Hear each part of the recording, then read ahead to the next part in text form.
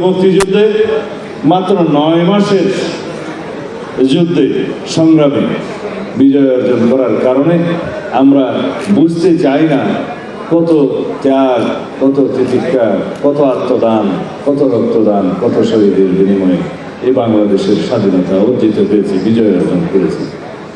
আমি ব্যক্তিগতভাবে বিজয় দেখেছি। আমাদের চাইতে যারা বয়সে ছোট হয়তো তারা সরাসরি বিজয় দেখার সৌভাগ্য হয়নি, কিন্তু এই বিজয় অর্জিত হয়েছে আমাদের নেতা, স্বাধীনতার মহান ঘোষক শহীদ রাষ্ট্রপতি জিয়াউর রহমানের তৎকালীন মেজর জিয়ার সাহসী উচ্চারণের মধ্য দিয়ে যে স্বাধীনতা সংগ্রাম শুরু হয়েছিল, যুদ্ধ শুরু হয়েছিল, তার কারণ স্বাধীনতা যুদ্ধ হয়তো শুরু হতো শহীদ জিয়াউর রহমানের জন্ম না হলে হয়তো আরো পরে হতো, কিন্তু রাষ্ট্রপতি জিয়াউর রহমানের জন্মই হয়েছে বাংলাদেশের স্বাধীনতার ঘোষণা দেওয়ার জন্য। শহীদ রাষ্ট্রপতি জিয়াউর রহমানের 1975 সালে পুনরায় পরাধীনতার শৃঙ্খল থেকে মুক্ত করার জন্যই প্রয়োজন হয়ে গিয়েছিল। তারপরে 7 নভেম্বরের ইতিহাস, 1979-এর ইতিহাস, 1990-এর ইতিহাস বলবো না, 1971, 1991 এবং 1996 কথা বলে এখানে দীর্ঘ বাক্য বিনিময় করবো না, কিন্তু শুধু একটি কথা বলতে চাই, আমরা বিজয় দেখেছি, কিন্তু সেই বিজয়কে যদি আমরা সুসংহত না করতে পারি তাহলে হবে শৃঙ্খলিত স্বাধীনতার মতো, অরক্ষিত স্বাধীনতার মতো, যেটার অপর নাম পরাধীনতা। আমরা আমাদের বর্তমানের যে বিজয় অর্জন করেছি সেই বিজয় গণতান্ত্রিক সংগ্রামের বিজয়।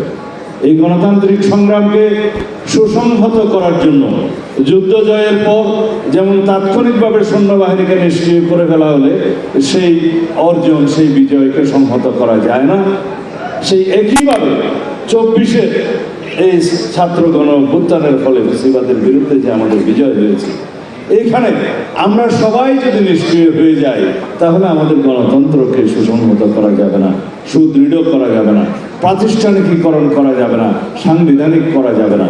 আজকে বাংলাদেশের এই গণতন্ত্রের বিরুদ্ধে যে সমস্ত আমরা ষড়যন্ত্র দেখছি, সেই ষড়যন্ত্রের মধ্যে বহুবিধ ঢালপালা গজিয়েছে।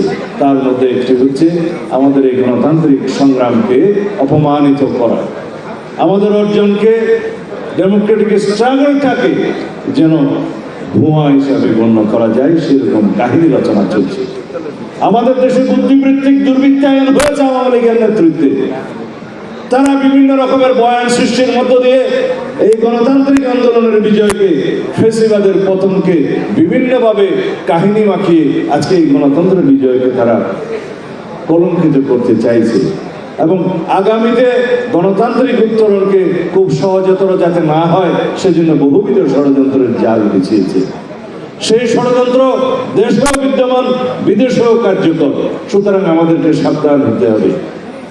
আশা করছি বাংলাদেশের মানুষ প্রতীক্ষায় আছে, আমরা সবাই প্রতীক্ষায় আছি, দীর্ঘ নির্বাসিত জীবন কাটিয়ে আমাদের নেতা জনাব তারেক রহমান বাংলাদেশের ঐতিহাসিক পদার্পণ হবে ইনশাআল্লাহ।